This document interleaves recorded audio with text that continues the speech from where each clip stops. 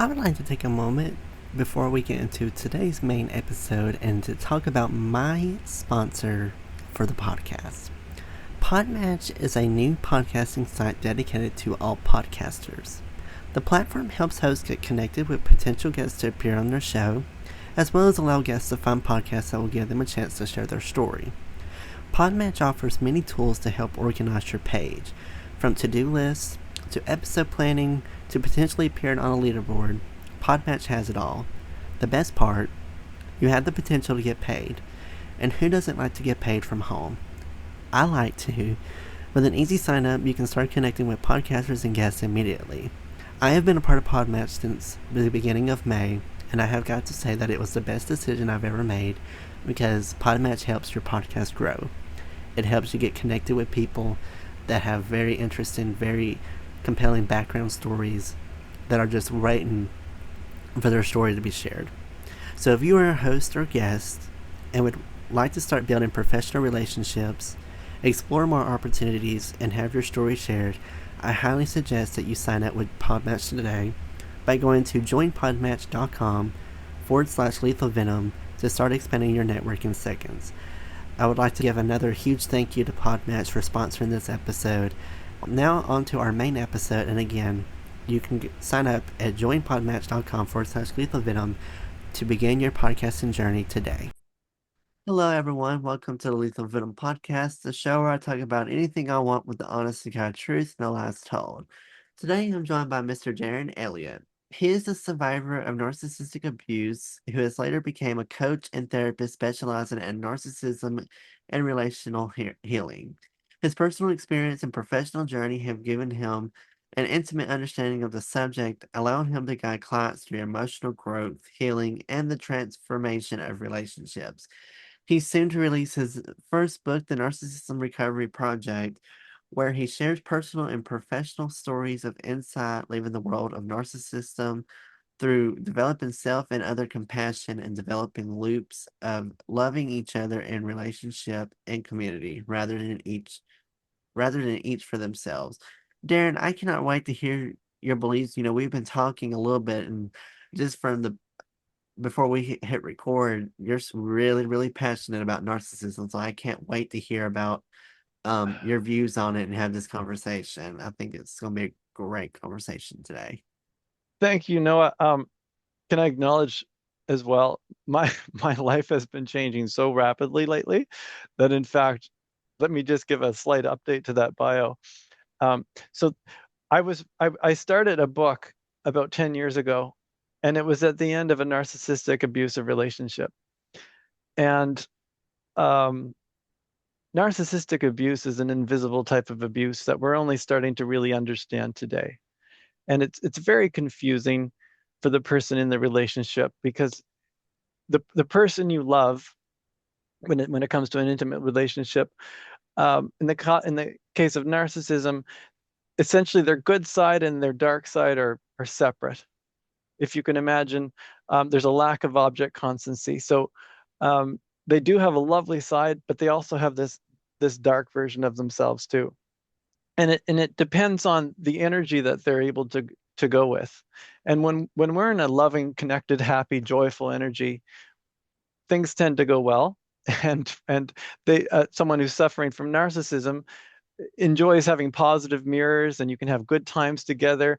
But if you get serious, if you get want to talk about something that's hard or difficult or painful or sad, that's when things go wrong, usually with someone who's narcissistic, because that usually won't go with the narrative that they want to keep going, and they might get angry. So I woke up from the narcissistic abusive relationship in so much pain because I just did not understand what was happening. Because when you have two sides, a narcissist also has the ability to turn off their empathy, and they turn it off if they think you don't deserve it. And they think that's how everyone works. It's not how everyone works. Um, Most people realize when they're fighting with their spouse, I'm really angry at you and I love you. So I'm not going to yell at you or hit you, because you're the person I love and you're the person who loves me, but I'm really angry right now. Well, a narcissist doesn't have that constancy. When they're angry, they're just angry. and they go basically tunnel vision, and they forget that you're the person they love, and that's why they become abusive. And but the abuse is either in your face or it's hidden.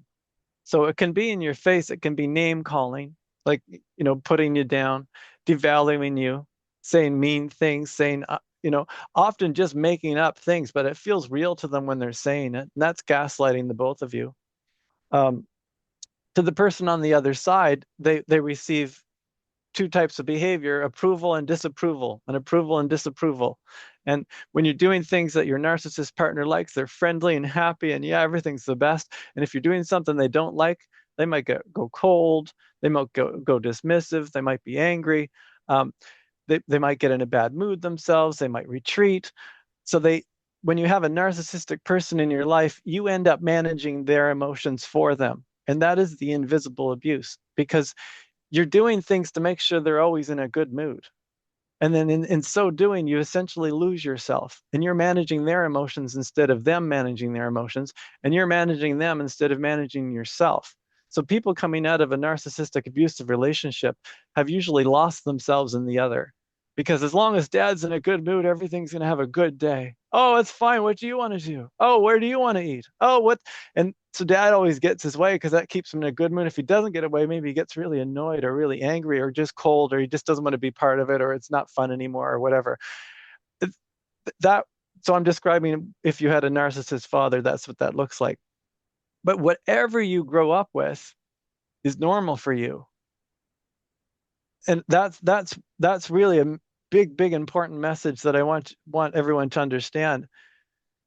We can grow up in complete dysfunction, but imagine you get born into your family and you come out with your little eyes and your ears and your nose, and the only thing you know around the world is what's happening in front of you. And all you know about relationships are the relationships happening in front of you, and how people are with each other. All you know are the ones that are happening in front of you. So your family paints your first world view. Your family represents what the world is like.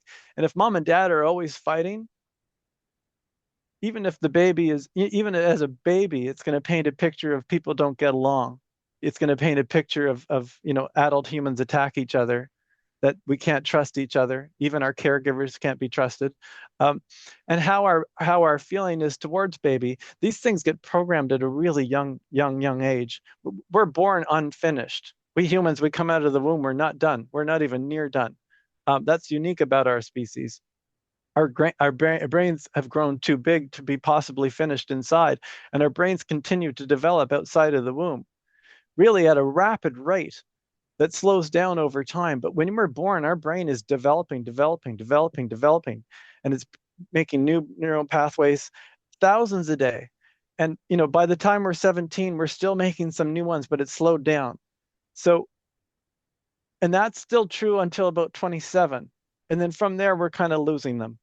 We're still making neural pathways. Neuroplasticity means we can always be reprogramming ourselves and giving ourselves new ways of being. But that is most at the beginning and during the formation periods of our brain. And we're starting to recognize neurodiversities now as well, in that the brain literally forms in a way that now this is the way the brain is. So I woke up to this. Oh yeah, explaining that whatever we grow up with is normal for us. So I grew up with a narcissist father, but I couldn't see it. I had no idea. I didn't know that's what that was. I didn't know my dad was unusually selfish. He looked very kind and generous and giving. That was the appearance he gave off. But I wasn't allowed to be who I was. So it depends. When you have someone like that in your family, it's just the way they are, for one. And if that's just the way dad is, it can just be the way other people are as well. So if I look at my dad and he's someone who maybe, I don't want to make up, because my dad, well, so self-image has a big impact on who someone is. And so I woke up from this relation. There's so many things I want to say, Noah, that I'm just sort of going in circles and trying to, I want to say everything, but I can't say everything in an hour. That's why I've written books about it. It would take quite a few hours to say everything. I was updating my bio, and then I got into this part, but I started writing this book after the narcissistic relationship. ended me in a broken way. And I was writing about um, what's going wrong, why is this painful, how come I cannot function. I literally couldn't function. I had to leave, you know, my partner, who we lived together and I thought we had a loving relationship. In the course of one conversation, we went from 100% to zero. Okay, now we're done, bye. And it was like, it ripped my heart out because I thought we were soul partners. Like I really thought like this is the one for me. So when the off switch came so easily, and it came over a conversation, it was like, "Hey, do you want to buy a house in this city?" And I was like, "No." And I didn't even know it was a big deal. And then it's like, "Okay, we're done," because that's what I'm doing. And like, what? It was just like it was, but it was without feeling. They absolutely turned off their feeling. Um, that ripped my heart out. I didn't understand what I was dealing with. It was a narcissistic discard. When something that was very big, and he didn't even let me know it was very big, became something that they wanted more than me. They just devalued me, and now I was worthless. And they were able to walk away from their worthless partner, who the day before they loved. Um, I discovered narcissism then, and in my recovery, and I started writing this book. And originally, it was a painful journey of waking up and recognizing, like, oh wow, I was surrounded by narcissism and I didn't know it. And narcissism is living in a state of disconnection. When we're it's defenses for our disconnection. We don't quite have anyone in that inner circle with us if we're suffering from narcissism. Um, and it so if there's no one quite with us in our inner circle, then we don't quite trust anyone. That creates a me versus you feeling. It creates an us versus them feeling. And there's a lot of individualistic narcissism can become cultural narcissism, and we've watched it happen. So I became I was saying how I started this book so long ago. So the book originally started as an autobiography, and then I became a therapist. And as I was becoming a therapist, I was working with narcissists as a student therapist because that was what I was already studying. It was what I was fantastically interested in. And because no one was working with narcissism. So narcissists were okay to work with a student who was willing to be experimental and let's figure out what we can do here because no one knows really what to do. They were fine to work with a student therapist. And we worked together figuring it out, in fact. Um, and people say, well, isn't it that a narcissist doesn't know they're a narcissist? Yes, that is the main problem. That is absolutely true. There's nothing wrong here. They don't take accountability. They're not able to take accountability. But more and more, they are waking up because we do live in such a narcissistic system. It is becoming very known what narcissism is, and it's becoming more and more understood and more seen. It's certainly very misunderstood. That is for sure. But there are people more and more waking up to it. Um, where was I going with that part? You can already see, Noah, that I'm someone who has pretty strong ADHD. And that's something that I tell everyone because it's strong. And it's strong. My brain jumps around all over the place. And sometimes the train goes down this track and it forgets which track it came from. Yeah. So I end up disclosing that I have ADHD pretty much to everyone because it's something that comes out every few minutes in my life. Um, and it's another thing that's a little bit misunderstood by those who don't have it, even by those who do. Um, so the book started out as one thing. It eventually became the Narcissism Recovery Project, which I recognized through my own work that people avoid that word. It's a scary word. And even when I, trying to advertise I work with narcissists, people are like, oh gosh, I'm not a narcissist. Oh, I don't want to work with him then. And even the people who are narcissists, especially, are scared of that word. So I ended up switching from the Narcissism Recovery Project to Love Loops.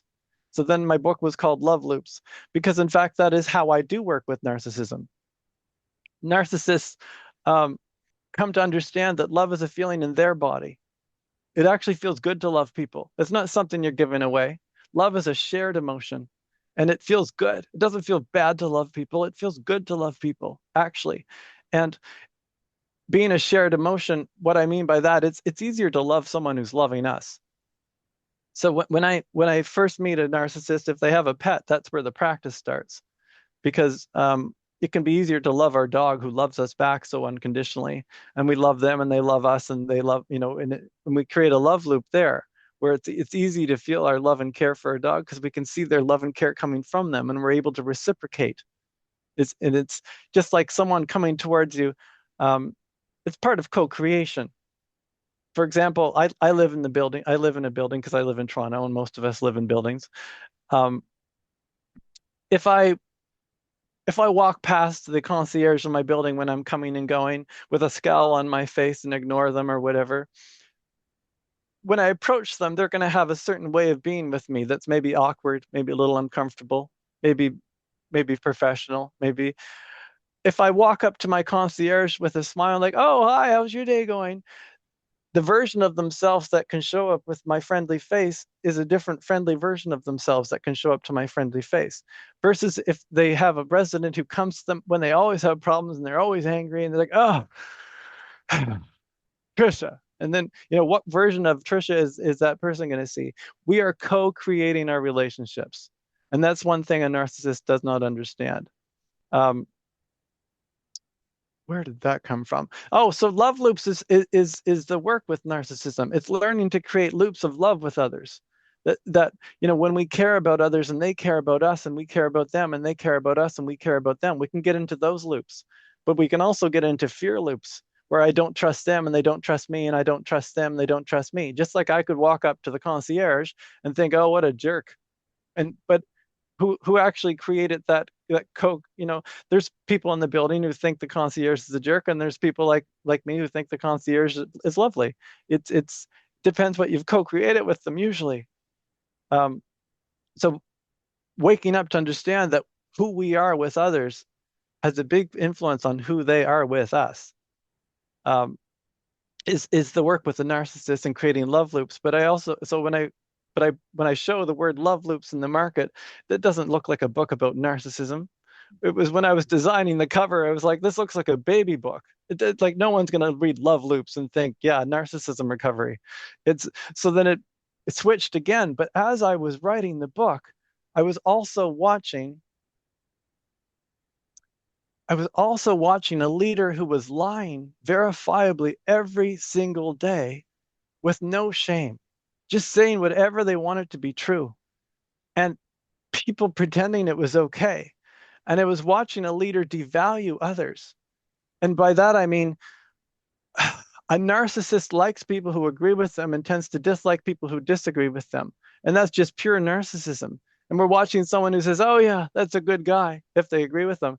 And if they don't agree with them, they'll be making up nicknames and hateful rhetoric about them. And this is gaslighting. And um, turning the tables is another thing that's happening with the narcissism we're watching. The us versus you mentality, everyone's against us feeling. Um, there's a president who really does think the world is against and they need to be punished. And as they punish the world with their tariffs, they punish themselves, right? And there's a whole class of people who didn't understand that. And we're living in a disinformation age. It's another thing that's happening where fear is being used against us. Fear turns off empathy.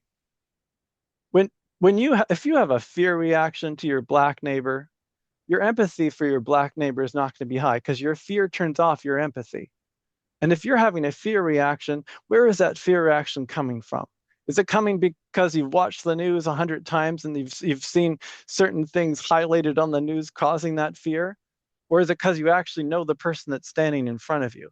Um, Racism is another thing that has come really to the highlight recently, because it's we can look at this time and see all the issues that have been there that maybe we thought had gone away that hadn't gone away, that are suddenly like right there in front of us now, and we can't ignore them anymore because they're right here.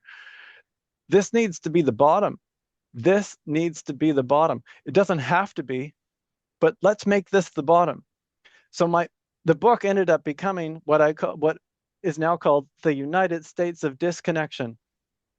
So the United States of Disconnection is a book about the disconnection that has taken over America, the disconnection from each other, but not just from each other, from ourselves as well. America has a lot of trauma, and the trauma has been disowned. And by disowned, I mean not recognized. And the trauma has taken over. And honestly, as someone who's not American, I love America. America has been as part of my life since I can remember. I grew up on the east coast of Canada, and I don't remember the first time I went to the US because it was just something we did so often. Half my classmates were wearing clothes that did not exist in Canada because it was LL Bean. Um, and that was like the most popular brand in my high school. And we don't sell that in Canada. But we all go across the border for shopping so often. To not be wearing LL Bean was unusual. It's just part of our lives. They have certain things we want, and and they're our neighbors and friends. Almost 1 million Canadians spend 6 months in the U.S. every year. That's like 1 in 30. And so I'm referring to the snowbirds. I'm referring to my aunts who spend a few months in Florida every year, and my neighbors in Winnipeg who spend a few months in Arizona every year, because we don't have a geography in our country that we can escape this weather.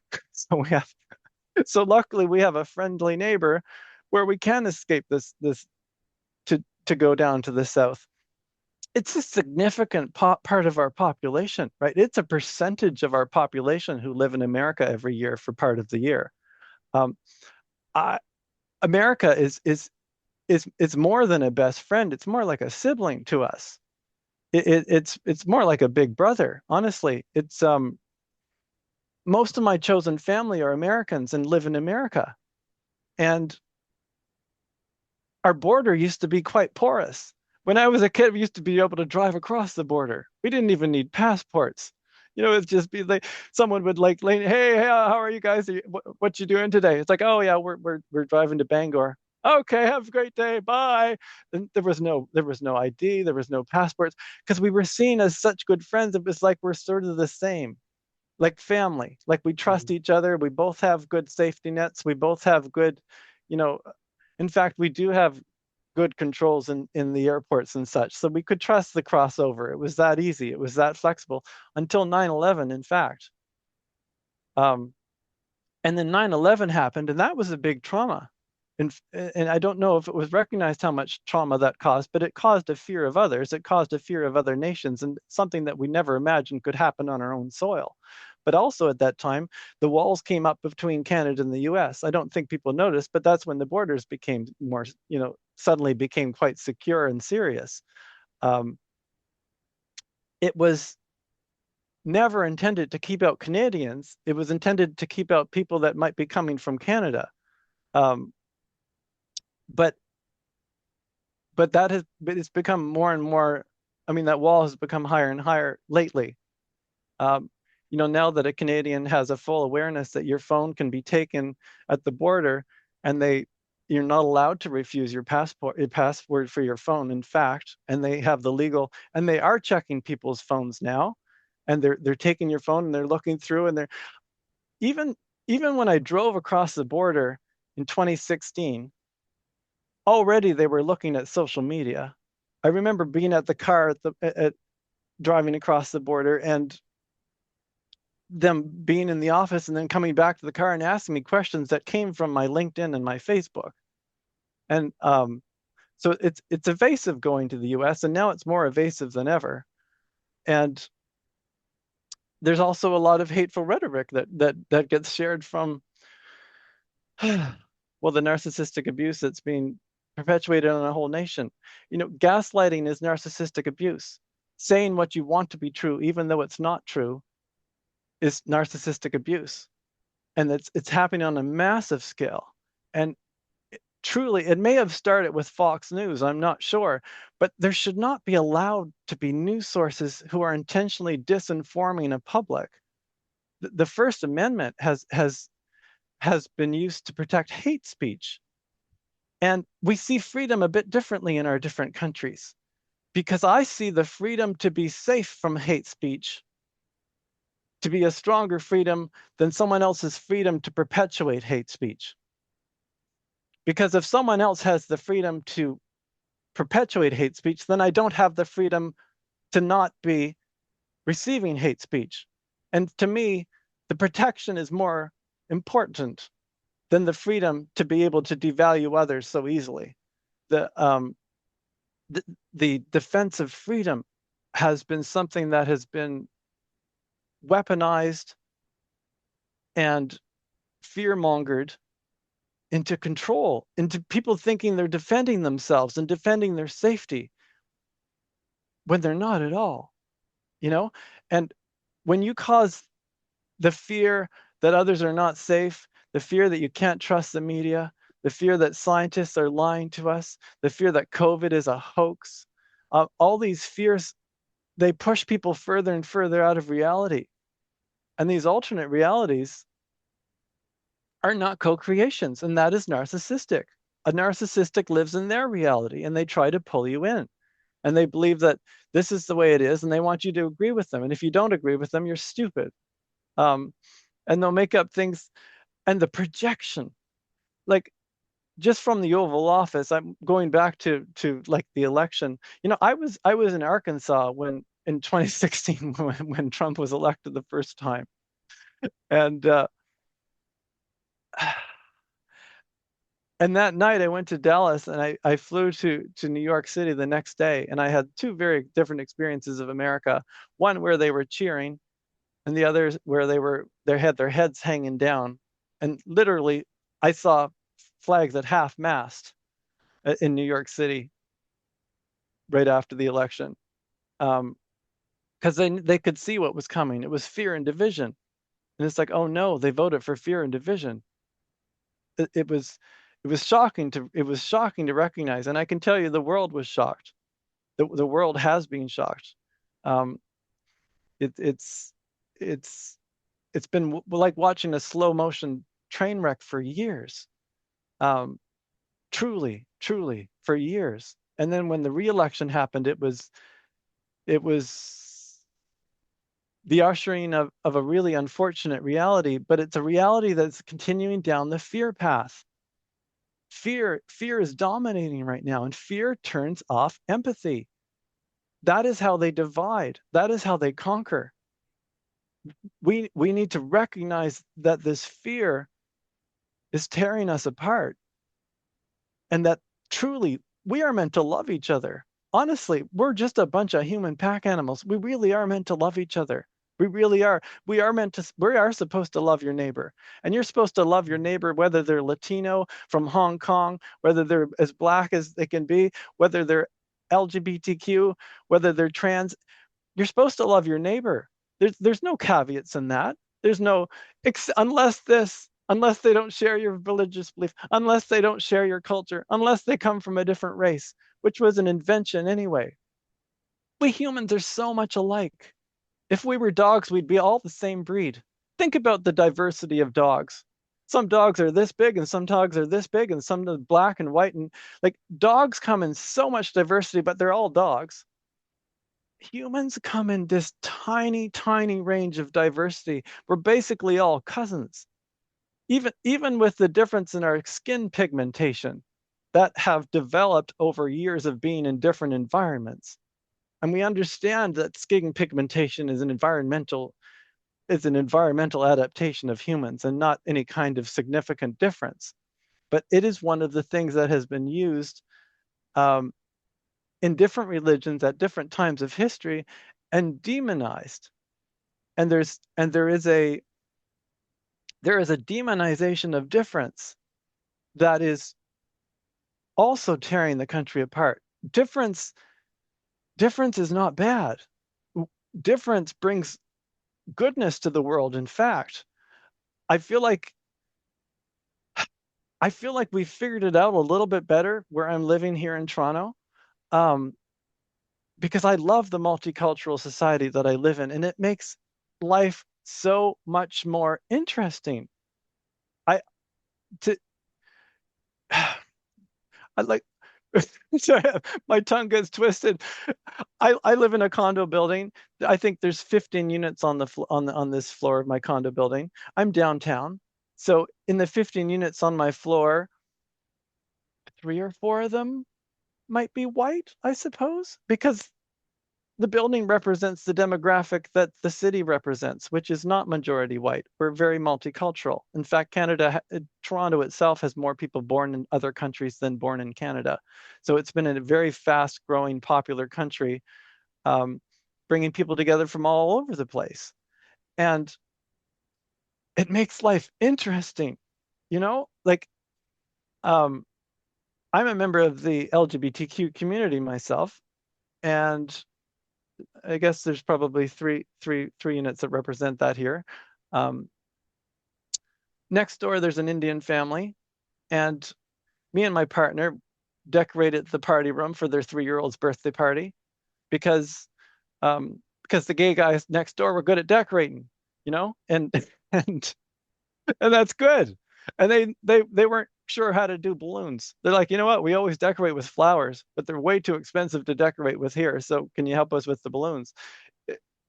And then the neighbors on the other side are a black family that have 2 teenagers. Um, Across the hall, there's a family from Hong Kong. Down but it it makes life more interesting and there's no need to fear each other. Like the fear of difference is something that has been weaponized by a few different places, but there's these pressures that have come onto America all at the same time.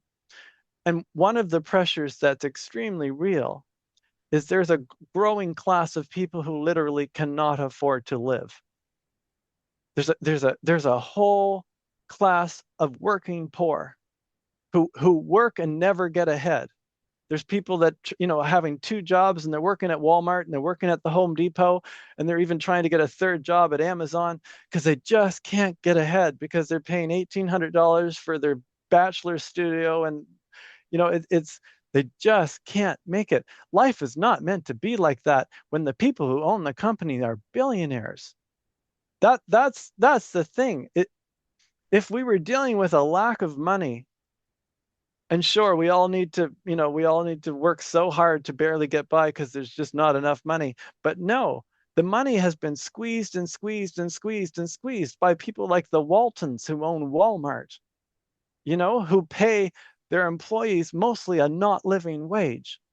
Walmart has an incredible number of employees who exist on food stamps who are full-time employees of Walmart. That is shameful.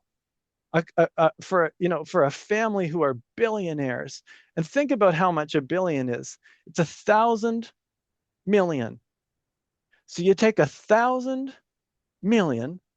Firstly, 1 million is quite a lot.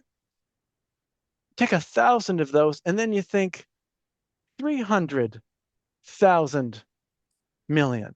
It's these numbers they're just hard to dissect. There are Americans who are worth as much as a country. And there's almost 1,000 billionaires. That needs to sink in. Almost 1,000 billionaires. Just one of them, owns as much wealth as the bottom 50%. So the inequality is astounding. And companies like Amazon, who pay just a barely living wage, to have the owner so extremely wealthy, he's squeezing the money to the top and not sharing it with the bottom, and just squeezing it as tight as they can get it. And then I've spent some time in Arkansas. So for example, people in Arkansas, when I drove around, there were a lot of homes being built in Arkansas. I at least where I was. And if you look at the homes being built and you look at the people building the homes, I can tell you they weren't a bunch of white men, for one. Because if it was a big crew of white men, the house wouldn't be selling for $170,000. It would be selling for $400,000. So the construction crews have brought in people that they're not paying a living wage. They're paying as little as they can to have people working on the roof and people doing this and people doing masonry, and they're paying them as cheap as they can. And those people happen to be migrants because no one's willing to work on a wage that they can't live on except migrants. And that allows you to have cheap home prices. You just paid $170,000 for a home that really realistically would be $400,000 if people had a living wage building it, and then blaming the ones who are literally getting paid not enough to live on as being bad, as if they are somehow corrupt. But there was fear mongering too. There was a leader who kept saying the migrants are committing crimes, the streets are getting dangerous. Those were lies. Those were hateful rhetoric lies. Migrants do not create crimes anywhere near to the amount that Americans commit crimes. Americans commit crimes much more per capita than migrants commit crimes in America. The migrants are very law abiding, actually, because they don't want to get in trouble. They know they're precarious there. They're not there to be murdering and rapists. They're there to keep their family fed and back in Mexico or back in Guatemala. They're there because the opportunities, because they care about and love their family so much. That's not an evil person. That's a person who's literally putting themselves second for their family who they love and care about. That's a trait of a good person, not the trait of a murderer. Um, the fear mongering turns off empathy. It dehumanizes people. And now we're watching farms go bankrupt right now. And we're watching farms go bankrupt who literally voted for the person who's making them go bankrupt. And we're looking at it at a massive scale. And farmers were misinformed. They were told the government's bad, the government's against you. Oh, and they and they were told that migrants are making life bad. The sheer number of migrants is not enough to make life bad. Billionaires are making life bad. That's true. That's happening. Um, Money lenders are making life bad. That's true. Cost of living is being squeezed up. More and more people are disenfranchised. I mean, there's whole groups of people who don't have any hope that they're going to have the life their parents had. Whereas the generations before each expected the generation that came next would do better than them. And then so that the most recent generation who are expected to even do better than their parents are looking at jobs who don't pay a living wage in a lot of cases, who are looking at a corrupt education system that puts them into debt so heavily, into a job market that's uncertain. It's I come from a country where we don't pay a fraction of what you pay for education because our government values education and it does supplement our education. Our university education is supplemented. The government, I think, is paying perhaps 70 or 80% of the cost of university because they know they need an educated public and they don't want us all to be severely in debt to be an educated public. And because of that, Canada actually has the most university degrees in the world.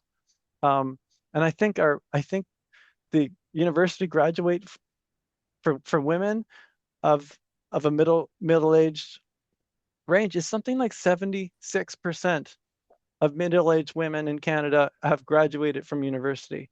That creates a very different population, a very different empowerment. And they didn't get in huge debt to do that, right? We were paying tuition of $3,000 to $5,000 instead of, I don't know, 20 to 50. It's just a totally different ball game. It's just a totally different ball game. And then, of course, having free medical care. Most of us don't even understand why that would not be something that every person would want. Recognizing that any of us could lose our jobs, any of us could get really sick. People get sick and lose their job and then can't deal with their illness because they lost their job, which was actually the ability to have medical insurance. And now because they're sick, they can't get medical insurance to deal with their sickness, and then they go bankrupt dealing with medical bills. Families go bankrupt. It's the leading cause of bankruptcy in America. That's terrible. Bankruptcy is something that people should be supported out of and protected from, especially for healthcare. It's the richest country in the world, and we're watching people vote against their own rights, vote against, Meals on Wheels for seniors, vote against social safety nets for the marginalized, and then even attacking human rights of the most marginalized around us. To be a trans person in 2025 is not easy. It's not easy.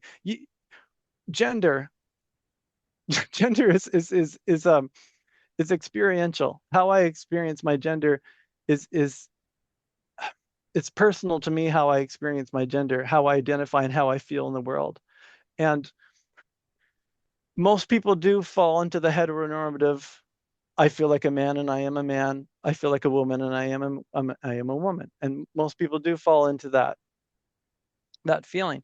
But just because you're a man and you identify with manliness and you feel an identification as a man doesn't mean that other people all do. And that's one of the narcissistic um, qualities. It's the inability to see others are having a different experience than us. So I feel like this way, therefore it's a choice for you. And why should you choose to be gay? It's like, it's not a choice. There's nothing chosen there. Who would choose that? I I'm an ex-evangelical myself, and I did not want to be gay. There was no question about it. It was not what my youth group told me was okay. Um, I hated myself. I tried not to be gay. I absolutely tried. There was no choice about it whatsoever. To not be a gay would have meant to feel my belonging and acceptance with everyone, right? That would have been a really good deal. To be gay meant to feel alone. It meant to feel isolated. It meant to feel I'm different. I don't belong. I don't fit in. If they knew I was gay, they would reject me because that was the message I was hearing. So it caused a life of secrecy. It caused a life of depression, of hopelessness, and self hatred. All those things destroy mental health. Trans people are living with that. They're living with that rejection, being told there's something wrong with you. You shouldn't feel like this. You should feel like that. But the reality is their reality, and they're living in this. It destroys mental health. It and and then they're blamed for having bad mental health if it happens. How could you not have bad mental health? My own feelings with it caused me to try to take my life twice. Um, and I wake up in pain every day because of that, from a suicide attempt when I was in high school. Um, and a lot of that was thinking that I was evil and that I didn't deserve to live. And and that's the hateful message that is coming from people like Charlie Kirk. Well, it was coming from people, that hateful message that you're not okay. That and he was particularly racist in his message. This has been something that's extremely controversial because, of course, when someone dies, we honor the dead. It's no one should be killed. It's terrible when a life is taken from someone, and it shouldn't be the way it is. But there's such a hypocrisy at the same time when literally thousands of humans are getting killed by American weapons in Gaza. And then we're saying the death of this one person matters more than everything else. It's like, what about the literally thousands of people getting killed in Gaza? Do they not matter? That American bombs are being dropped, American guns are being shot at innocent people. It's why doesn't that matter? And why do those thousands of lives not matter? And this one life matters so much. But every life matters. That's true. But what you admire also matters. I admire kindness. I admire empathy. I admire compassion. I admire truth. I admire acceptance. These are these are our most human skills. What does it mean if I admire someone who's racist? What does it mean if I admire someone who's homophobic? It it keeps an agenda going, but it's also a reflection. Obviously, I couldn't admire someone who is racist and homophobic because I consider those values that are values. And I consider that they lack those values. So, what does it say about the people who do admire this kind of person? What does it say about the people who think it's a loss? Someone who is literally spreading hate. Like, literally, when you speak those words against people, words have power. And I've been hearing people say, oh, words aren't violent, actions are violent. Words are violent. It starts with words. Our words do have power, and what we say does matter. And if we are spewing hate about others, that can be contagious and hate grows. That matters. That absolutely matters. Um, it's it's hard to believe. I've spent enough time in America to have a lot of unique experiences because people will say, "Oh, what does he know? He's a Canadian." I mean, apart from the fact that my family went to America so many times, I don't remember. Um, and we were also a family who went to Florida every year for quite a few years. Part of because Canadians believe in holidays, and that's I mean that's right. That's another thing that happens as well. Is everyone deserves a holiday from work. Everyone needs a break from work, even if they're working at Walmart. Even if they all need a break from their regular life. But there is not that protections. There should be a and when it comes to child rearing, even, right? We have a belief that babyhood matters, and the security and the mental health of the baby matters a lot. It's very, very important. It matters to the future of this human and how much they're going to be able to contribute to society and the kind of person they're going to be. And the warm emotional connection and the solid foundation they can have with a loving parent who's able to be there for them and to be calm and collected and loving. A baby who's with a parent who's anxious and worried and nervous and not sure how they're going to pay the bills are co-regulating with someone who's anxious and nervous and not sure how they're going to pay the bills. That is causing that human to have a nervous feeling towards the world, in fact, because they're first regulating with their caregiver. So if mom's a stressed out mess because she has no time away from work and she just had a baby, that is going to have a profound impact on the baby. And also, if she has to hand the baby over to some kind of daycare that, if there's not love and kindness as a guiding principle of that daycare, that will have a profound impact on how the brain develops. So in countries like Canada, where we understand that, we do believe people should have a year off work to be with their baby, and the system's set up to do that. And it's paternity leave as well. It's not just maternity leave. You can decide if you're in a couple and you have a kid together, you can decide who's off work based on your work situation. But one of you deserves to be home with your baby because it matters. These kinds of things that are called socialism, um, for us, are just human rights. It just makes life safe and makes life better. How you feel matters, and mental health is health. Um, the train was going in a different direction, and it can go in so many different directions. I'm sure you're seeing, Noah. I can go on a rant and just keep going and going and going. Um, but I was saying that I have a lot of experience in America and with Americans, and that is true. I've spent a month in New York City 3 times. Um, I spent a month in downtown Richmond, Virginia, where I was accidentally the only white person, um, which was fascinating, um, because it was in Richmond, Virginia, where I first learned about white flight. It wasn't something on my radar. It wasn't something I knew about. Um, I had the uncomfortable experience. I was renting an Airbnb in downtown Richmond, Virginia, and I was exploring the U.S. as a writer and as a travel blogger, and I was wanting to spend a month here and a month there and a month here and a month there to really get a taste of places. So so I found myself in an all black neighborhood as not a black person. But what the shocking realization for me was that I was making people around me nervous, and I didn't understand why. Why are people nervous around me? Like, why? Because there was a little pub just around the corner, and I decided, I'll go to the pub every day for one drink until I finally make some friends. And every day I'm going to challenge myself to talk to at least one person. So every day I had the challenge of I'm going to go to this pub, talk to one person, have one drink. Um, at first, people were cagey. It was just awkward. I would talk to someone, they'd move farther away. Like, how's your day going? And they leave. Um, but after a few days, who's this weird guy who keeps coming in? Um, That's where I discovered Black people were afraid of me, in fact. And that's where I discovered the rampant racism and the rampant internalized racism as well.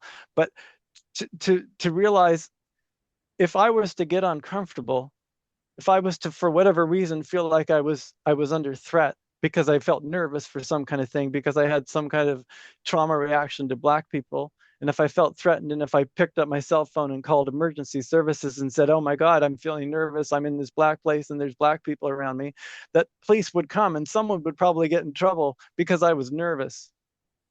And probably even someone might get arrested because I was nervous. And that's real for them. That's real. I had no idea. It was a shocking revelation. And this was built and reconstructed all over. I had a date with a guy in Missouri when I was staying in St. Louis, and I learned that it was dangerous to drive Black. That's where I learned that lesson. Because we were talking about life goals, and I was shocked to discover that their number one goal in life, and they were not kidding at all, is to not get arrested. That was their number one goal. As a Black man who was a lover of classical music and who was a music teacher for a living, their goal in life was to not get arrested, and that's why they will never drive a car. In the freest country on the world, a Black man in his own city recognizes it's not safe for him to drive a car because it goes against his goal of never being arrested. That's gross.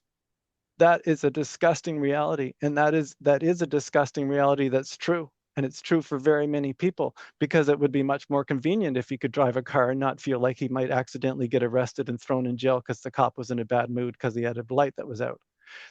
That is showing the rampant racism. And everything right now has come to a boiling point. This needs to be where we turn it around. Let this be the bottom. Let this be the place where we recognize this fear is not real. This fear about each other. Some of it has been planted. There are so many misinformation bots online right now. And by misinformation bots, I mean there are literally fake accounts that are using AI that have hate messages, that they're literally just spreading hate messages and fake rhetoric. And they literally go out with missions, and a lot of them are coming from Russia. And that sounds like conspiracy theories, but they're proven. That there's so many Russian bots out there. And the Russian bots, what do they want to do? They want to take America down. They absolutely wanted America to bring in Trump as their president. Russia knew they would have no. There was a choice between someone who lived in his own reality of us versus them, who literally is a convicted felon, and that's real, who keeps gaslighting that everyone else should be charged because he was charged. He was charged because he's actually a felon. He is a felon. He has been taking advantage of people his whole life. His whole life has been self-serving about himself. And then we had someone who literally has fought justice her whole life, who has committed herself to fighting for truth, who has committed herself for standing up for people, for fighting for justice. And he calls her Crooked Kamala as a nickname, which is part of childish narcissism devaluation as well, right? Nickname calling, name calling. Is it normal for a world leader to be name calling? No, it's not. It is not normal for a world leader to be name calling. And the rest of the world is looking at, like, why does America have a 5-year-old in charge? That is what it looks like to the rest of the world, an angry 5-year-old. Next time you hear that man on the news, squint your eyes and you're like, oh yeah, he's an angry 5-year-old. Right. He literally doesn't understand anything. And he's blame, blame, blame, blame, blame, blame, blame. And that's part of the narcissism. A narcissist deflects. They blame everyone else but themselves for their problems. And if America's having problems, which it is, because the billionaire class has literally siphoned all the money to the top and made an enormous class of people that are struggling to survive. And when you're struggling to survive, you don't thrive. And when you're struggling to survive, you go into fight and flight mode. There's so many Americans in fight and flight mode right now because they're barely surviving. That turns off empathy. That turns off love. That turns off care. Like, there's so many people just in survival mode right now. That is not how we thrive. America will not come back together as long as it is fanning fear and following fear. And let me tell you, Noah, I'm a former teacher as well. And I guess that's how I ended up becoming more of a speaker and an author than a therapist, because I'm a psychotherapist, but my teacher in me wants to come out all the time. Um, when I heard that Turning Point is trying to pair up with schools, an organization known for hateful rhetoric, divisive fear-mongering, wants to pair up with schools, and they're trying to do it in Oklahoma, or maybe they are doing it. That has caused me to react by creating the opposite movement. And I've been working on a workbook called the Love Loops, because Love Loops is the series of workbooks I'm working on. But I've now created a Love Loops workbook for high schools. And the Love Loops workbook for high schools is going to be a free workbook that anyone could go to loveloops.love and download the free high school workbook. It's simply a connection piece that people can use at school, that they could literally just put up some signs and kids could come and they download their free workbooks, and it gives them a conversational prompts to learn how to talk to each other again, to practice relational skills again, to practice active listening together, and to also to cultivate an environment of care.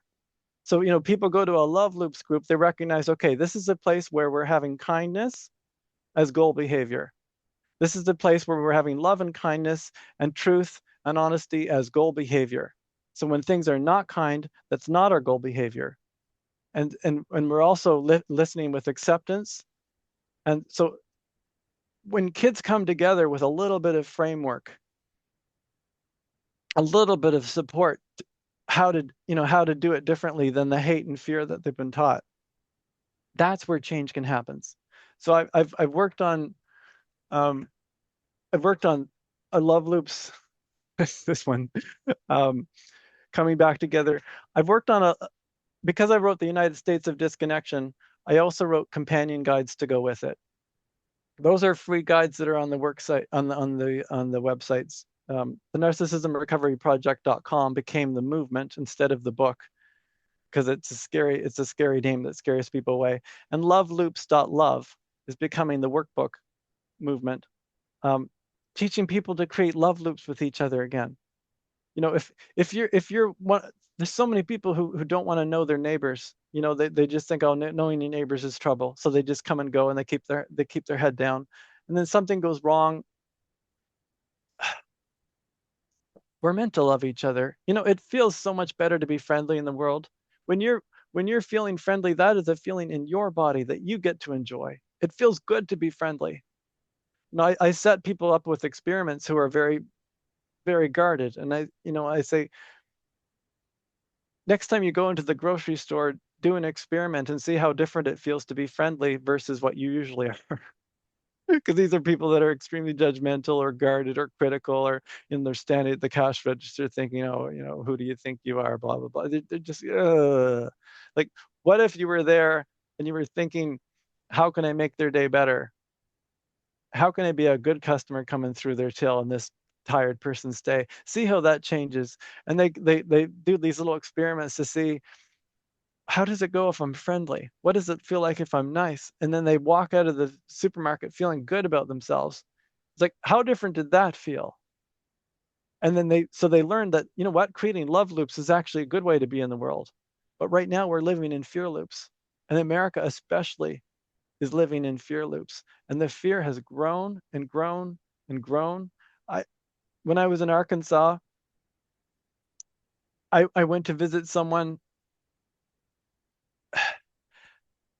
who lived on a ranch, who had a tenant on their property that was closer to the road, and told me, oh, when you drive by my tenant's house, make sure you don't slow down, because they tend to have their gun pointed out the window at everyone who comes by.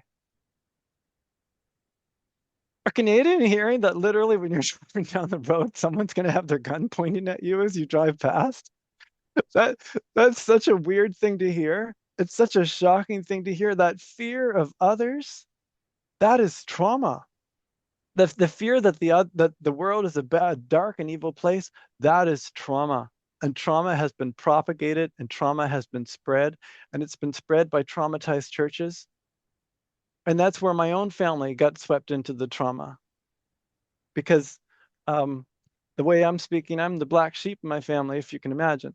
Um, and my literally my mission in life is helping people. Um, but there are churches where you go into this place and you learn to love each other. And honestly, we humans, we we evolved to feel empathy for each other. We evolved to release our emotions together. And we know this as a relational therapist because we're always feeling with our clients and we're teaching them to feel with others too. You know, it's how we release our emotions. We're not meant to be little islands among ourselves. Um, but someone comes from a disconnected family where dad doesn't go into the soft emotions and he just be a man and like, oh, stop crying, there's nothing to cry about, go to your room until you're feeling better, and mom's just dealing with dad, so she's just holding it together. You come from that kind of disconnected family and you go to a church where they're like where they're teaching you to share about what's going wrong for you. So they're literally teaching you to be vulnerable. So they say, like, turn towards your neighbor, and if one of you needs prayer, share about what you need prayer for. And then your neighbor, they're literally teaching to be vulnerable, to share what's going wrong with you for someone else, and then they're teaching the other person how to feel with you and how to care about you. And then how to say empowering words to make you feel seen and understood in your experience. So, I say, oh my gosh, I'm just feeling so alone. I'm feeling so lonely. My best friend moved to this place and I don't have any other friends in this. And then I'm telling them, like, oh, and they're feeling it's a safe place. They're feeling with you and they're feeling your sadness. And then they're saying, oh, Lord God, please heal Darren's heart. He's so sad. We love Darren so much and we just want him to be happy.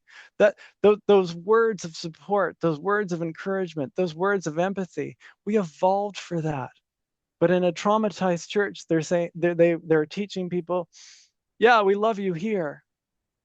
You can love each other here, but out there, oh no, no, no, dangerous out there. We're good. We're good. We're the ones who love. They're evil. Out there, it's evil. It's an evil, dark world. And they sing it in their songs. They're preaching that Christianity's under attack. It was never under attack. It's being defended against now because Christianity decided it wants to take over and just make your choices for you. Things like, if I believe abortion's wrong, I don't have to have one. There, that's your human rights protected. You can choose not to have one yourself. But they've taken it to the next step, deciding like, yeah, if I believe it's wrong, she shouldn't be allowed to have one. It's like, well, no, that's you taking away her human rights. No, it isn't. It's persecution of Christians. Like, no, literally, it's the opposite. You're trying to force your values onto someone else. You don't have to have an abortion. You can choose not to, but you can't force someone else to choose not to. And they don't understand why that's wrong. It's there's a twisting of understanding. There's a logic fallacy happening, and people are being taught to twist information. When I was in Arkansas, um, I stopped turning on the news. It was just too stupid and offensive. And I don't say that to be mean. It really was. In 2016, Canada was in the process of finalizing legislation to protect trans people because they hadn't specifically been called out into any legislation. So they needed to be specifically highlighted to make sure that they were protected in their human rights so that they couldn't be discriminated against for their experience as a human in the world. And in Arkansas, what I heard on the news in Arkansas was the abomination up in Canada where the government is forcing the values of transsexuals onto their entire population. I don't know if you can see the gaslighting there, but that is absolute gaslighting. Giving trans people human rights because they're humans is not forcing their values onto a nation.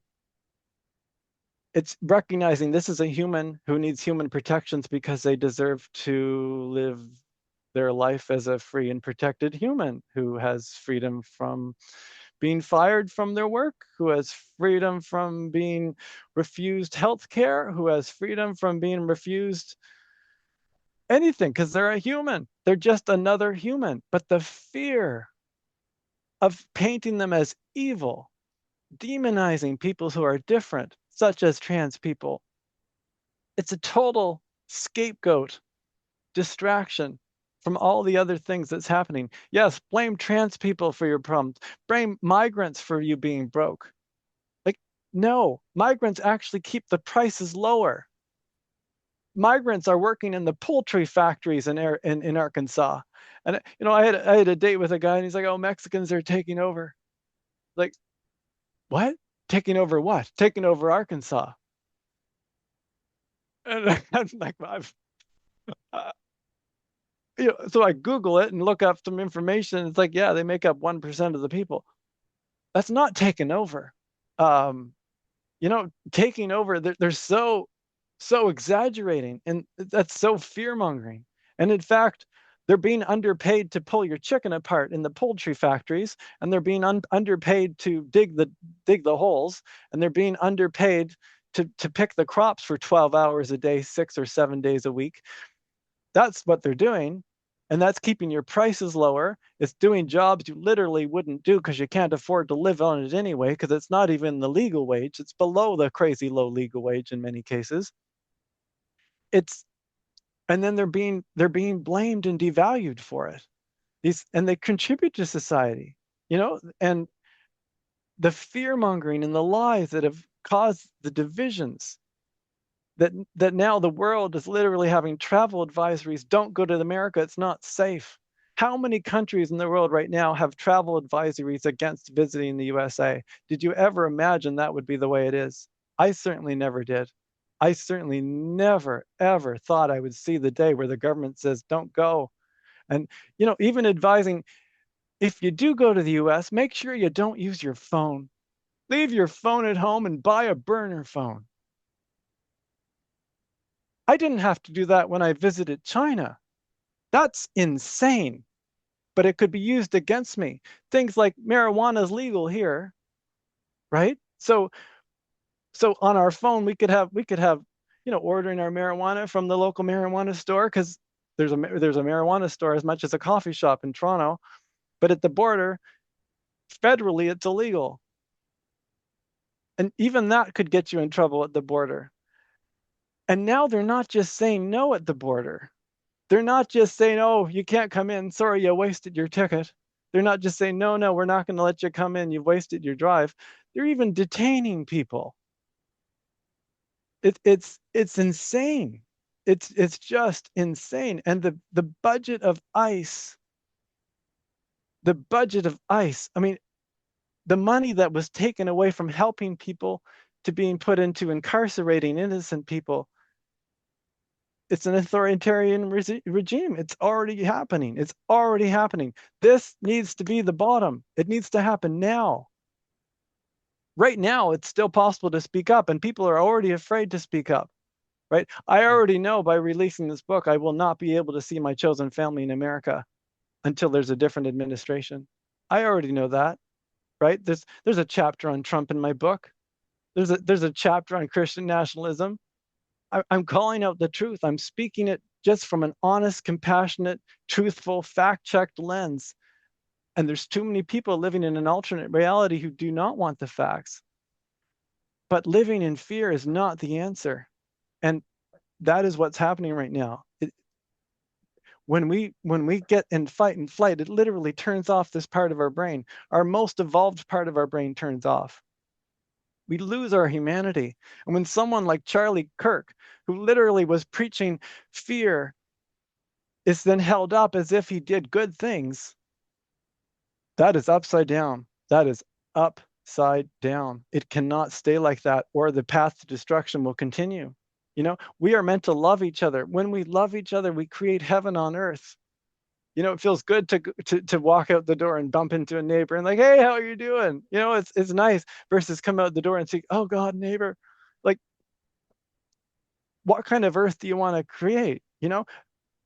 That's the thing that so many people don't realize. Fear is a feeling in your nervous system. Love is a feeling in your nervous system. The other part, and we're going through time so quickly. Another really important part of things that I want to mention to Americans is the intergenerational trauma that everyone's dealing with. And that, if you can imagine, granddad comes back from war. So we're going back to the world wars, or any of the wars, really, Vietnam War, whatever war. They come back from war traumatized, because that's what happens. If you're in a place where you've seen people killed and you had to do things that were atrocious, you come back with trauma in your body, in fact. And that trauma response causes a sort of a panic feeling. So dad's back from war. And he's like, oh, aren't you happy to be back from war? He must be so happy to be home. They're not happy. They're traumatized. But trauma was not understood. So they're pretending to be happy. Oh, yeah, so happy to be back. But then as soon as it's quiet, as soon as they're alone, they sink into this trauma. They sink into their, and a lot of them became alcoholics. But a lot of them learned toxic positivity. Toxic positivity is being in the positive by ignoring the negative. That is not positivity. That's toxic positivity. And a whole generation learned to be strong and carry on, which is coming from the UK, was meant for wartime. It was only meant for wartime. Keep calm and carry on. Otherwise, we're meant to feel our full range of emotions of what is happening. But if literally bombs are getting dropped every day and people are dying around you, that's too much to feel. So you need to turn off and keep calm and carry on. But that's disconnecting from yourself and others. It's not a way we're actually supposed to live. But if you can imagine these men who came back from war, who have trauma in their bodies, they will lack compassion. They will lack the ability to go to tender feelings because there's too much trauma to be avoiding. So they might avoid feeling sad. They might avoid feeling disappointment, any kind of grief, those kind of feelings. So if their kid comes to them crying, they might feel irritated instead of sad with their child, for example. And then that child who runs to dad, it's like, oh, dad, Benny hurt me. Like, oh, grow up. My friend lost his head in the war. Benny's blah, blah, blah, blah. Dismissing their feelings and teaching mostly young men that their feelings are not valid, and teaching them to hold it together and not feel. Essentially, people coming back from war creates the model for the next generation. Like I was saying, whatever we grow up with is normal for us. And if normal was dad back from war, it was not only normal, it was also permissible. It's like, oh yeah, I wasn't like that before. And he might be abusive as a husband. He might be short-tempered. He might be just just detached. Lots of them were, really, they did the best they could. But if the wife was sad, she was sad by herself because her husband was busy being stoic. Or if the wife was upset about something, she was upset about herself because her husband was busy being a man and being stoic. And then the wife is absolutely emotionally disconnected. And that's from having a traumatized husband. But that paints the next generation's relationships.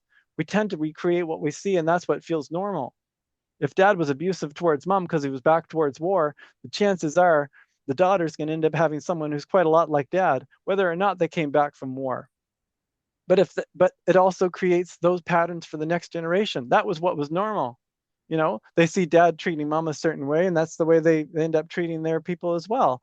They see, so trauma gets passed along. And that's just one of the so many traumas that didn't get dealt with in America. There's also the trauma of slavery, right? Which was really hard to measure. I mean, impossible to measure. But if you can imagine, just a few generations ago, Black people were owned by white people in a lot of cases. That's hard to fathom. And they weren't just owned by them, they were often completely abused by them as well. So they didn't just fully lack agency in human, they were also not treated like humans. Even if they had the best plantation with the kindest owners, they still didn't have any family traditions to suddenly be passing on to their grandkids.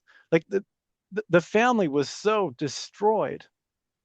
right? And we pass down things generation, generation, generation. A whole, a slave who was beaten as a way to have good behavior learn to beat their kids to have good behavior. And those parents would say, I'm beating you for your own good. Or the parent might even be crying, like, oh, it hurts me more than it hurts you. But you're literally passing down the trauma to the next generation. But they don't know any different. How could they know any different? It's what they lived, it's what they were taught, it's what they knew. All this trauma has been building up, and then the fear of each other and the racism that has grown, and it's grown from people like Charlie Kirk who have been respected and admired anyway.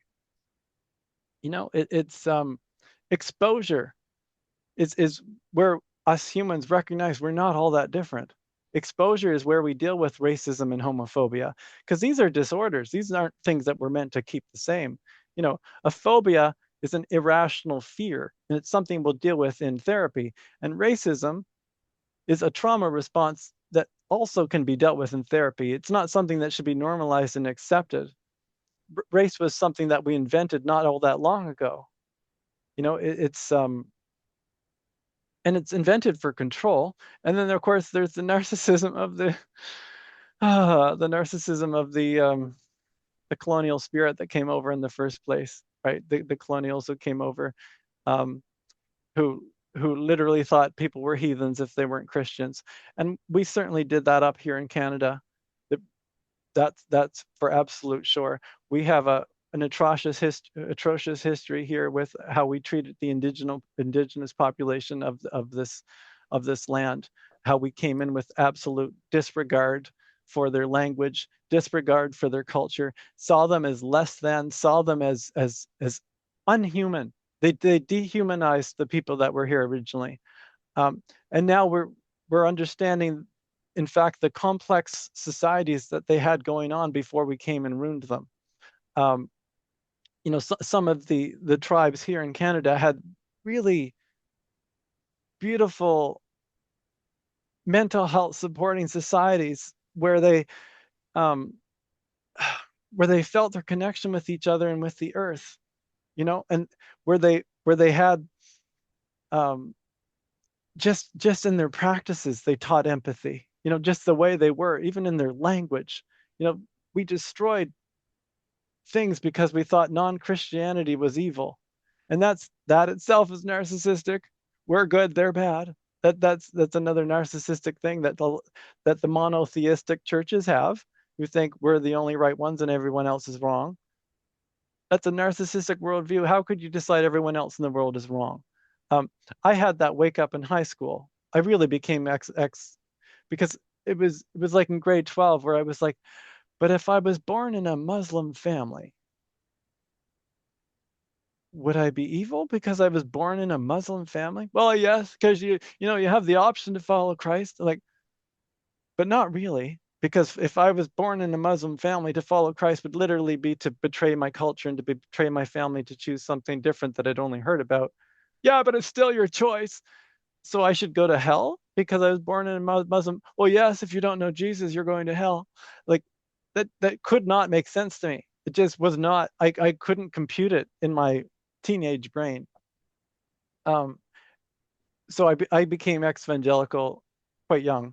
I was only evangelical for a few years. I had grown up in a moderate Baptist household that was a love-based church, and I think churches should be love-based. That's their whole point. I think it's good for people to go to love-based churches. It teaches us how to love each other.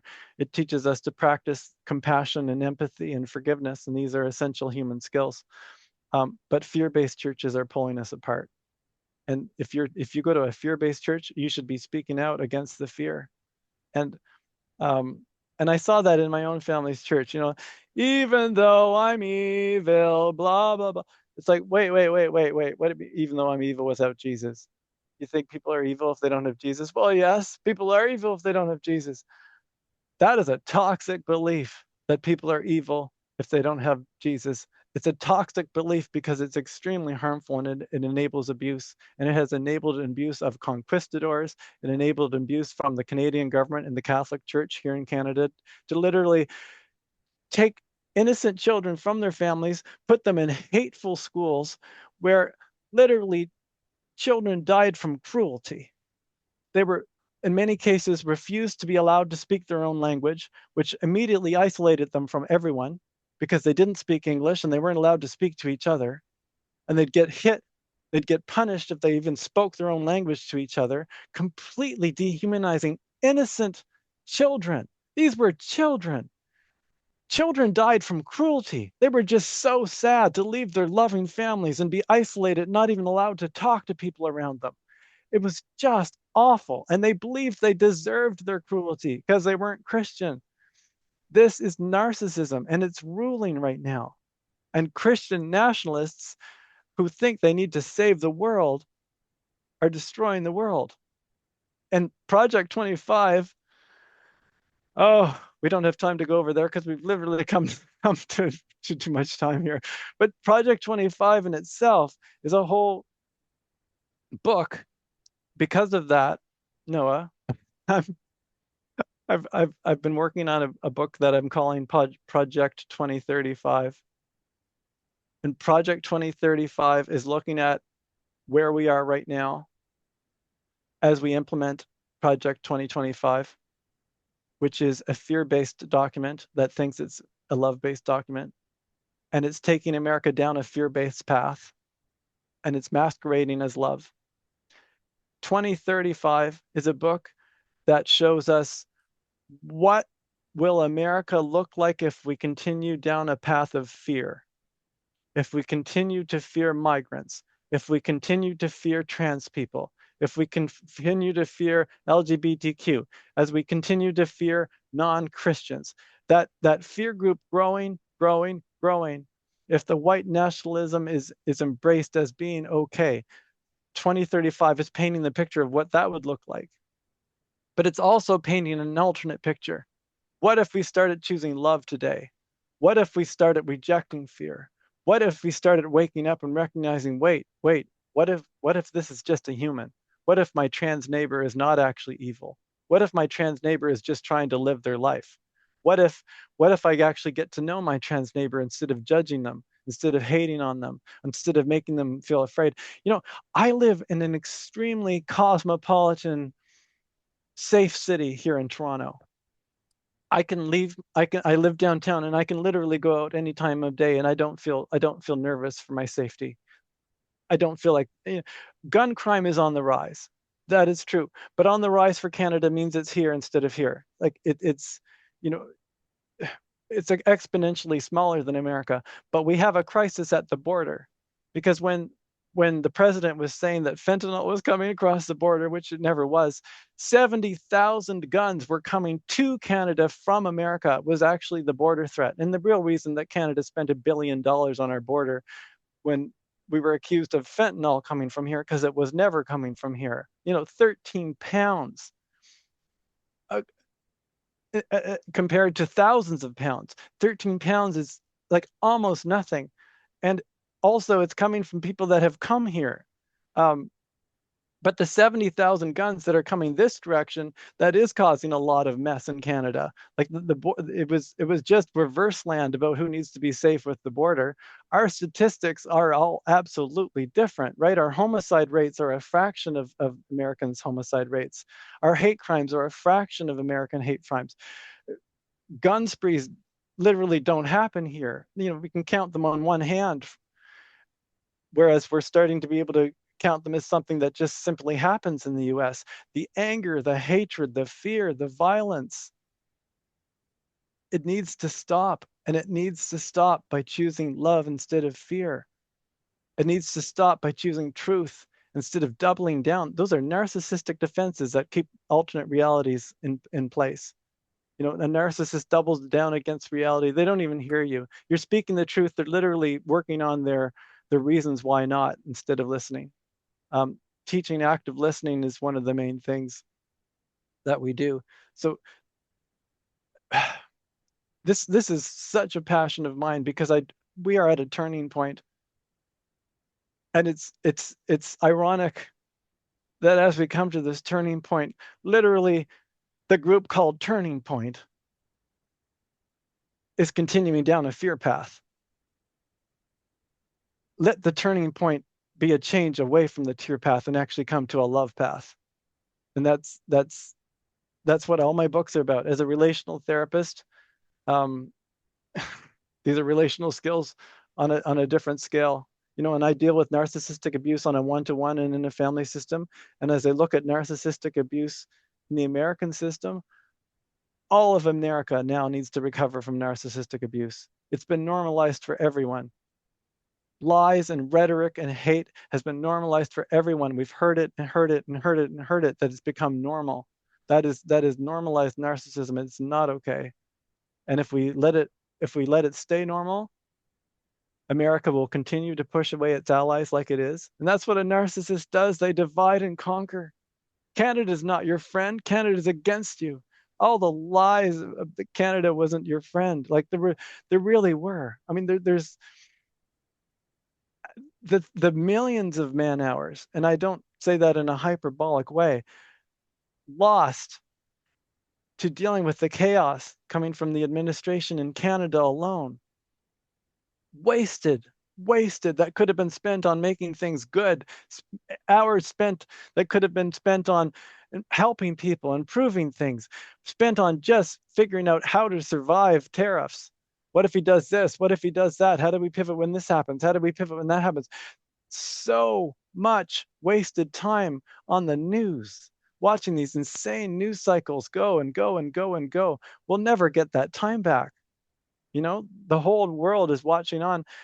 I I was in China in 2002, and even back in 2002, I remember being in Shanghai and recognizing, oh my goodness, we're going to watch China become the next superpower. And I didn't know exactly how it was going to happen, but it seemed obvious. They had a long-term vision, and I could see that they were having a long-term vision. There's a lot of rhetoric in the US that China's just evil and everyone has horrible lives and they're being, controlled and it's not free. Where in fact China has eradicated poverty. America has increased poverty. Where in fact in China most people feel safe. Where in fact in China, most people don't worry about how they're going to get fed because their food is sort of guaranteed as long as they're living, as long as they're doing their things. Where people aren't worried about how can I have a roof over my head because it's sort of guaranteed as long as you're doing your stuff. It's and where the cost of living is so manageable. When I was staying in China and I was there for a few months, I was taken in by a family in Harbin. I didn't live with them, but they just treated me like one of their own. And only the father and son spoke English. The other family members didn't. Of course, it was a one-child family because all the families are one-child families at that time. Um, that long-term policy to lift the country out of poverty was seen as evil. But in fact, it was a long-term policy to lift the country out of poverty. It was seen for the greater good of humanity. And the generation understood that. And because if you're a Chinese family and you have 4 kids or 5 kids, you had to put them to work pretty soon, and they're joining you in the factory or they're joining you in the thing, and China recognized we don't want that to be our future. We actually want to have an educated workforce, and they realized if we have 1 child per family, in fact, we'll be able to educate all of them because 2 parents are able to educate their 1 child. And it happened. It did. We watched a whole generation of 1-child families become educated in that child, and it literally did lift China out of poverty. The poverty rate's like not there anymore. They've also had, horrific human rights violations, but nothing like what we see today in America, actually. It's just hard to believe. And Americans grew up in a country where they were told every day, we live in the freest, happiest country in the world. And then, they go to other countries like, oh, there's other free, happy countries? Life's easier here, in fact. What? Have they been lying to me? Yes, yes, they have. They actually have. They really have. Even 20 years ago when I was living in Japan, even that long ago, 2 decades ago, I would meet American friends who were surprised that people didn't want to be Americans. They sort of thought everyone wanted to be an American. And these are the open-minded ones living in Japan, right? Not even just your everyday ignorant person who doesn't know much about the world and doesn't even have a passport, but ones who've traveled the world and are being like, really? You don't want to be an American? It's like, well, no, why would I want to be an American? It's like, well, we're the freest country. We have this and this. I'm like, really? Is that how you see yourselves?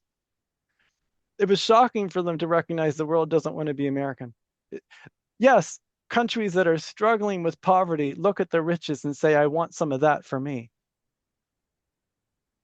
But the dream is gone now. The billionaires took it away. You go to America with that dream, and that's what and it's gone away from Canada too, frankly.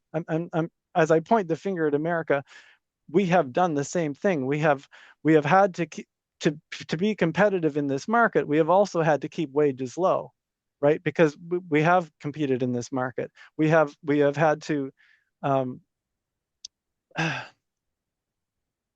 adapt in similar ways because you got to dance the dance of those you're dancing with, right? To a degree. Um, and so wages here are too low and life is too expensive. And I remember even 20 years ago, this family, they were putting everything on their line to send their kid to Canada and study in Canada.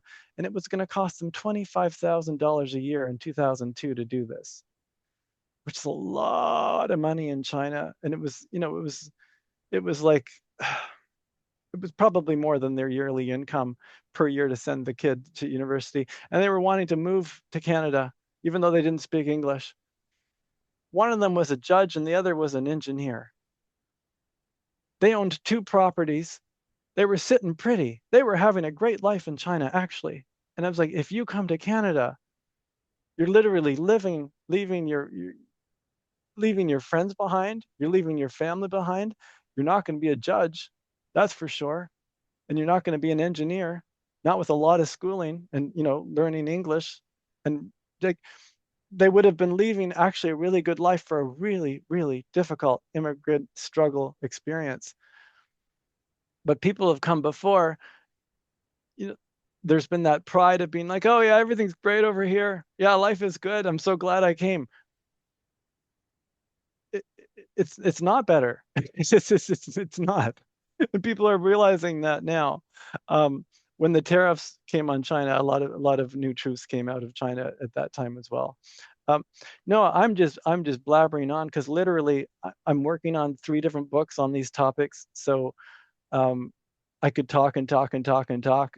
We've probably cycled through an awful lot of topics um, just in my ramblings. I don't, so hopefully the readers got something. I mean, the listeners get something out of this ADHD rant.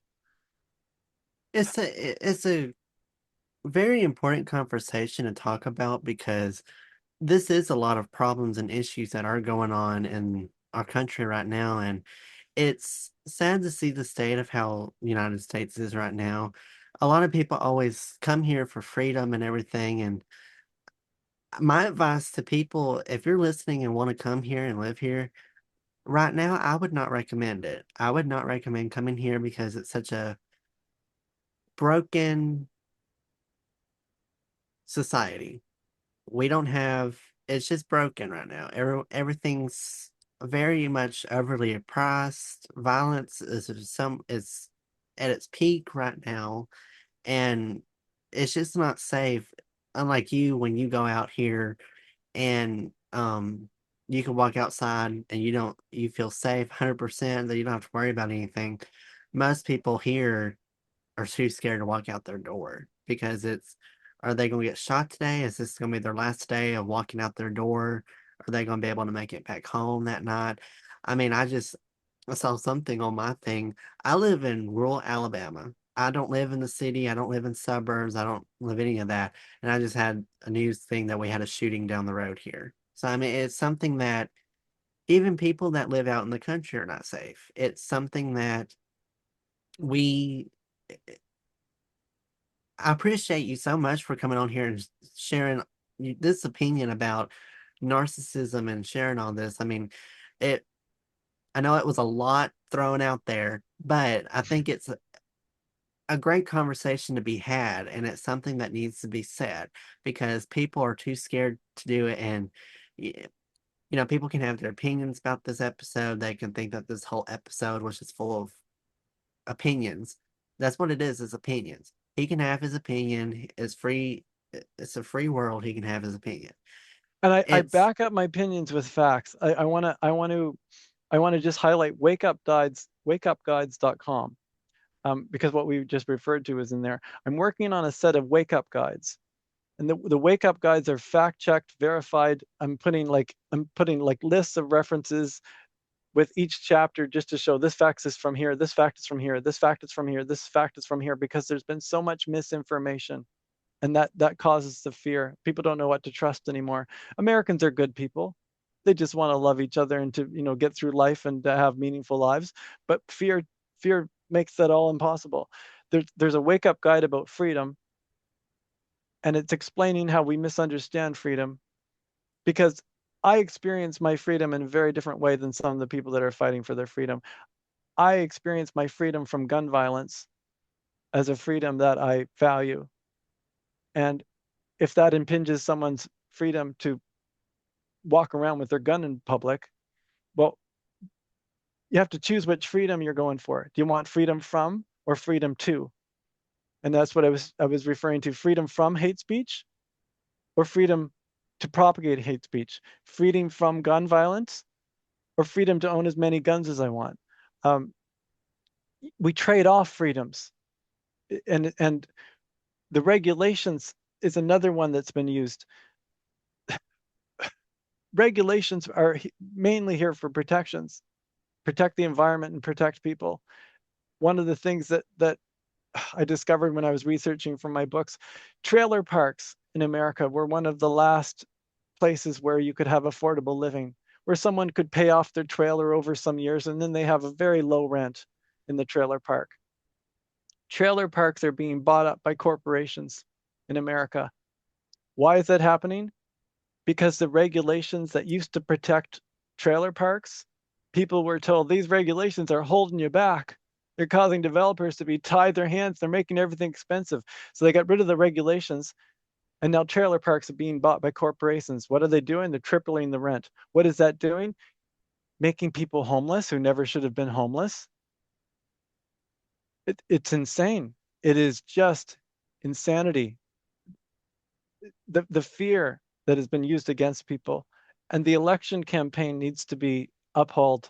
It needs to be, the election campaign goes on and on and on and on and on and on, and you're allowed to spend $200 million if you're a billionaire towards someone's campaign. Why is that okay? Why is that not just coercion, spending $200 million on someone's campaign so they get elected like Vance was? Like that is just acceptance of absolute corruption. There needs to be limits. There needs to be regulations. The American public's being taught that freedom means not having regulations. No, no, no, no. Regulations protect your freedom. Regulations ensure that a billionaire does not buy a politician because there's a regulation saying, no, you can't donate more than this amount because it's not fair. Like, oh, that's just regulations. Like, it keeps us safe. Regulations keep us safe. Canada is much more aligned with Europe and how we experience the world and how we see regulations and how we see each other. And now that America has literally pushed away it's treating its allies as if they're adversaries, Canada is becoming closer to Europe, and we're establishing new links with Europe and new trade links with Europe. And the items in my grocery store are changing. And now I go in the grocery store and there's some cereal from Germany and there's some cereal from the UK, because no one wants to buy cereal from America when it's supporting, a regime that is promoting fear, and a regime that frankly has been extremely hostile towards Canadians, where we don't even feel safe to go to America anymore. Like, let that sink in. People do not feel safe to come to your country anymore. That's just real.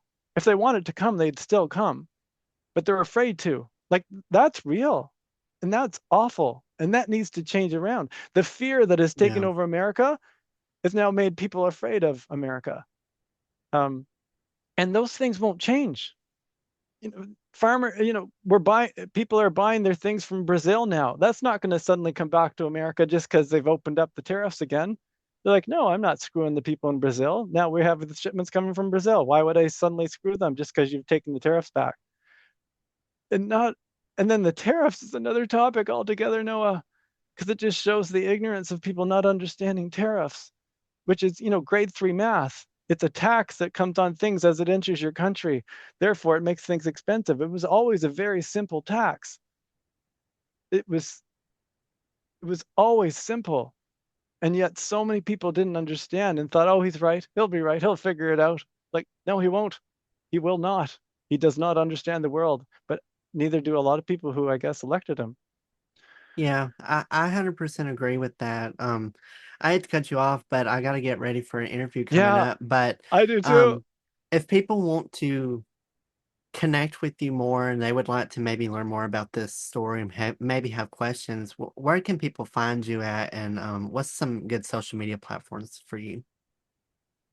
Um, so wakeupguides.com is these are simple fact check guides that are written in a compassionate, friendly, honest way that are I'm writing like wake up to vaccines.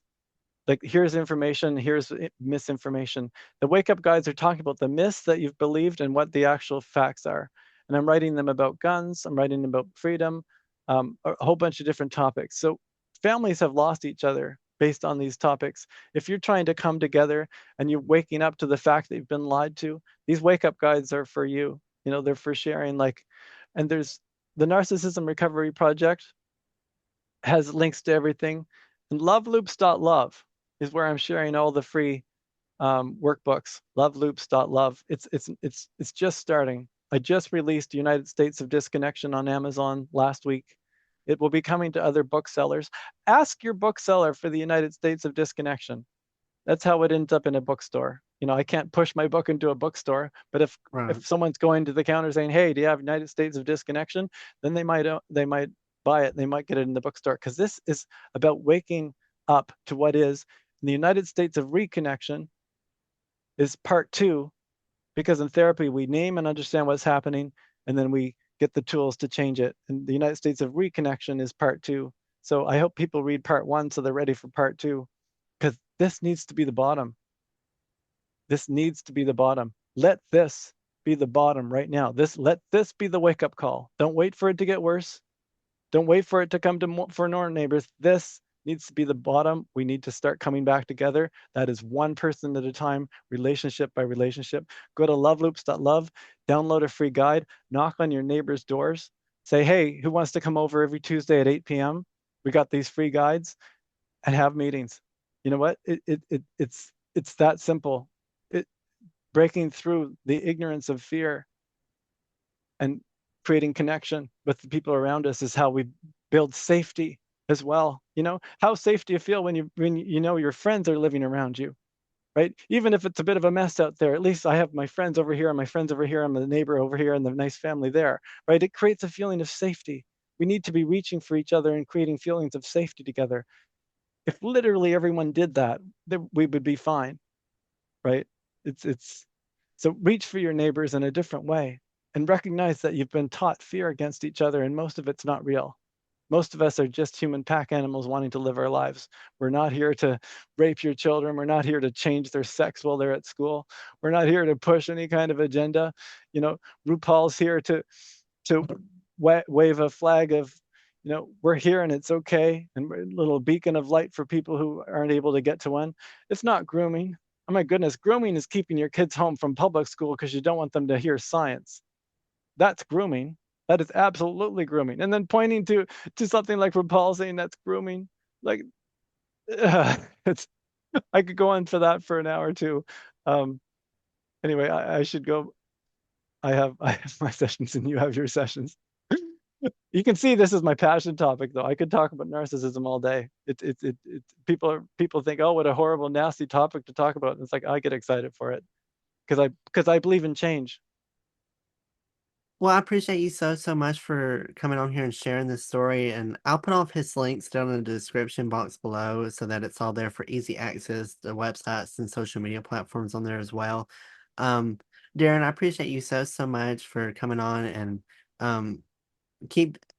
You need to have this as like a vocal point for people because it's really important. And I think that you're doing amazing work of bringing awareness to it. So I appreciate you so much for coming on today. It was a great conversation.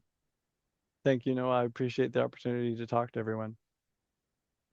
So thank you to all my listeners as well for listening to today's episode. Feel free to listen to Lethal Venom wherever you get your podcast from. I'm on all the major platforms. So feel free to follow them and subscribe to them so that you'll be updated when new episodes come out. And feel free to follow me on the socials as well: Instagram, TikTok at Lethal Venom Podcast, as well as Facebook, Twitter, and YouTube at Noah's Podcast.